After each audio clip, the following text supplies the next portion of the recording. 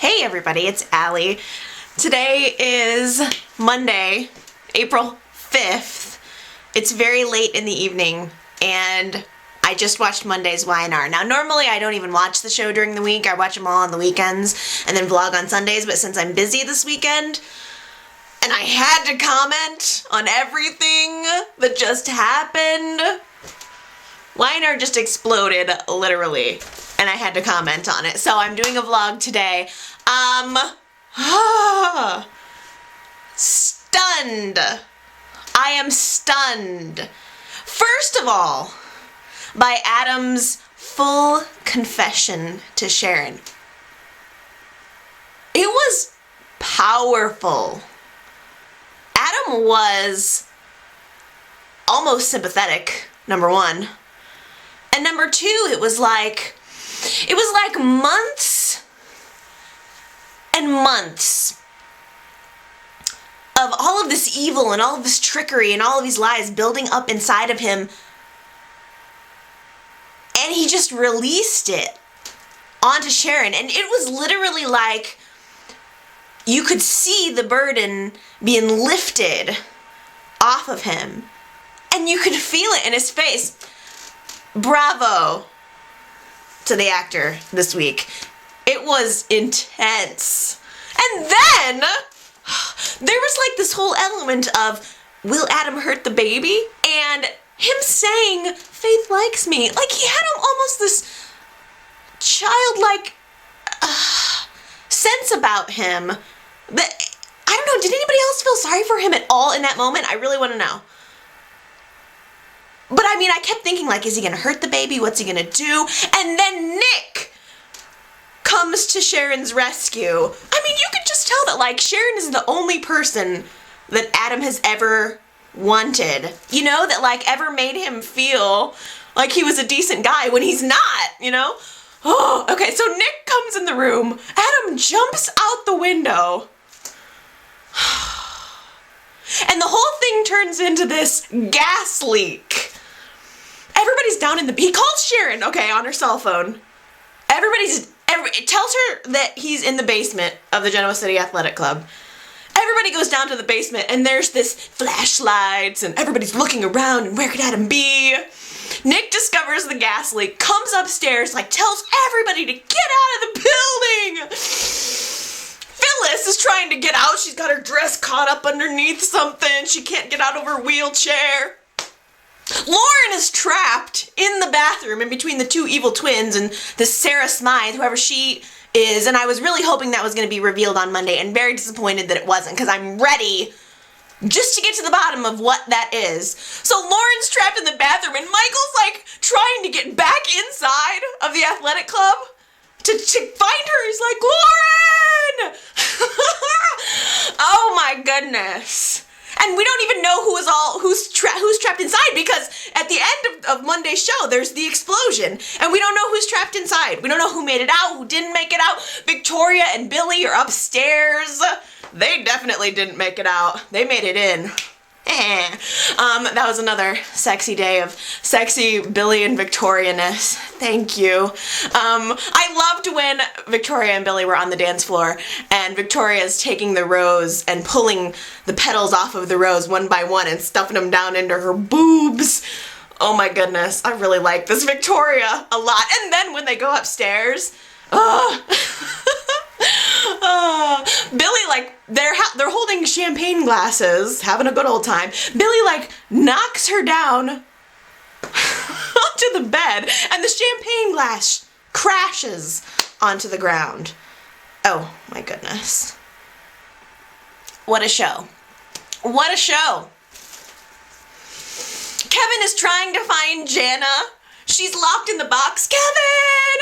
And Kevin, it was actually really good to see Greg Ricart off of set and like doing something different. And he's running through this blue tinted scene trying to find Jana. That's really good. I'm ready for them to be reunited. I was feeling Kevin in that moment. I needed him to rescue Jana. Chloe and Chance having sex. Now, okay, I want to follow up on Chloe and Chance because I like Chance is compromising. You know, maybe they make a cute couple, but I feel like he's compromising. Chance and Chloe had a conversation on the couch, and Chance kind of caved in on his position, you know? He told her, maybe my ideals are just my ideals. Which is kind of a crappy thing to say. You know, and she said something condescending to him in turn, like, well, you're becoming a real boy, or you're becoming a grown-up. As if it's wrong to have ideals. As if it's wrong for Chance to want what he wants. And so I just kind of think, you know, your ideals are your ideals, but maybe you're just rationalizing to make you and Chloe work out, you know? Maybe your ideals are who you are, and they should be, and if you're getting the vibe that you and Chloe, you know, if you're getting the vibe that Chloe is not going to give you what you want, then maybe you should trust that instinct rather than compromising. Maybe compromising, you know, if you're compromising is fine, but compromising your ideals? I don't know. You tell me. What do you think? I mean, if it means that Chloe and Chance aren't on the same page, then maybe they shouldn't be together. Timing is everything. I mean, half of it in a relationship is timing. This is a total projection. Everything that I'm saying is a complete projection. So, I think that I'm glad, though, that Chloe and Chance actually did have sex. Not that sex is important. You know, I mean, not that there's anything wrong with being a virgin. But I think that seeing Chance as this virginal character, it was making him seem wimpy to me. That's just me. You know, I want Chance to be who Chance is. Not to satisfy me. I don't need you to satisfy me, Chance. Satisfy you. Okay, so those are my thoughts on Chance and Chloe.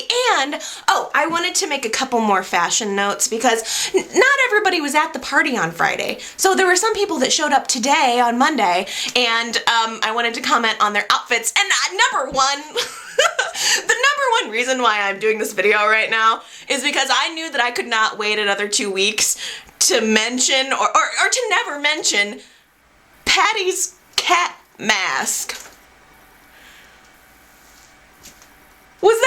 That was just, it was just too perfect. It was too perfect and too funny. I loved it. Chloe's necklace also was very beautiful, and Chloe's another person that I didn't really get a good look at on Friday because she was wearing that cloak thing, but when I looked at her today, I probably would have put her on my best dress list on Friday if I had really seen her, because that necklace was fabulous and I did love her dress. Heather was also someone else I would have put onto my best dress list because she had a really pretty sparkly butterfly mask, and her hair was up and it was curly, and she just looked really, really good. Rafe, what is wrong with Rafe lately? I just feel like Rafe has become very unattractive to me, and I don't know why. I want to like Rafe. I really do. I liked Rafe a lot. When he first came on, I was all about the Rafe. And now suddenly he's just like, something changed. I don't know what it is. And his mask was like it was like a half mask. He was rocking the Phantom of the Opera kind of look, and it just was not working for me. I want old Rafe back. Something changed him, and I don't know what it is. Like, I think maybe they doubled the actor. Maybe the original actor died and they found somebody else to take his place, and they're just fooling us now, and I'm just sensing that it's not the real Rafe. I watch too much. I've been watching YNR for too long, I think. Jill had a really good look. She's another person that I didn't see on Friday, but she looked really good on Monday. She had a kind of this Black Widow thing going on with the hat and the black mask. It was very nice. And the last thing I wanted to mention about the Masquerade Ball was that I like Tucker and Ashley. I think they could make a really good couple. But I thought it was very rude of Tucker when Ashley was at the party with Neil for Tucker to walk right up to Ashley in front of Neil and ask her to dance. I just thought, how rude, Tucker. I mean, this man has got some cojones to do that. And for Neil to even let Ashley go, I was very, very surprised. Okay, well, those are my thoughts for now. Actually, the other thing I wanted to say was, I wonder who made all of the masks. They should definitely publicize that, because I think you could kind of tell that they were made by the same vendor because they all had that ribbon tie in the back. So it wasn't like they just picked them up from different places. They obviously had they commissioned someone to make them all. I think it would be very interesting to know who made the masks. If anybody knows, feel free to post a link. I think that would be some interesting, an interesting thing to know. So if you have other comments, please leave me a message down in the text box below. If tomorrow's show is as good as this one and I have time, I might even make another video, because there's so much to be said, and now I'm getting all like panicky that I'm not going to get to say it since I'm going to be gone. But hopefully I will have time to make another video and I'll be able to stay in touch with you guys. If not, at most, it will be not this Sunday, but the following Sunday when you hear from me again. Alright, okay, that's it for now. Enjoy the show, and I'll see you guys next time. Bye!